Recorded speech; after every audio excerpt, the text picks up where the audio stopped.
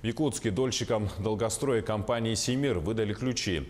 Этих квадратных метров владельцы ждали 3 года, однако радости долгожданные квартиры своим хозяевам не принесли.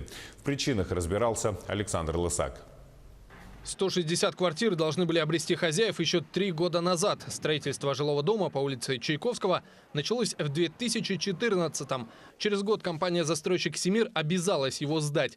Оплата по договорам долевого участия была произведена в полном объеме и в срок. Но ключей люди так и не дождались. Дольщики решили бороться за свои квадраты. Мы, инициативная группа, поговорив с дольщиками, опубликовали открытое письмо, и нам повезло, что в это время был здесь Трутнев, господин Трутнев. Он прочитал наше открытое письмо, и только из-за этого есть какие-то движения. Но мне кажется, движения тоже такие, для галочки. Фактически работы не завершены. Жить невозможно. У меня, например, ремонт, я там жить не могу, потому что воды не будет в квартире.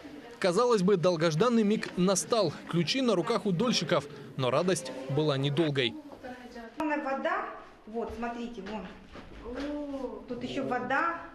Тут, видите, вон, как можно воду включать, посмотрите, вон. Квартира, конечно же, вообще не то, что не готова, она в очень плачевном состоянии.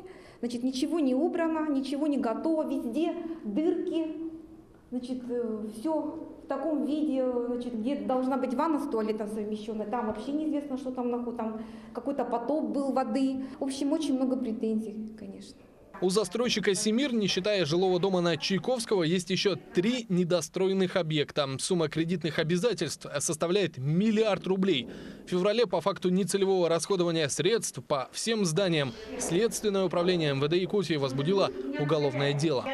Немножко подождите. Чего ждать-то уже? 3 года ждем. Ситуацию под контроль взяли республиканские власти. Заканчивать работу недобросовестного застройщика будет строительная компания «Адгезия». Ей поручили устранить все недочеты. В среду мы встречаемся, договорились с жильцами повторно определиться с графиками работ и с объемами графиками работ, которые будут выполняться. В 6 часов будет запущена вода.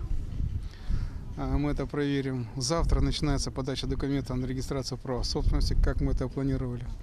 Выдача ключей, согласно поручению Егора Афанасьевича, были готовность выдачи, и часть ключей выдана была вчера. В Министерстве строительства республики дольщикам пообещали контролировать работу застройщика и помочь в подключении к ресурсоснабжающим предприятиям. Сегодня введен в эксплуатацию, официально получено разрешение на ввод в эксплуатацию, подписанное мерой города Якутска.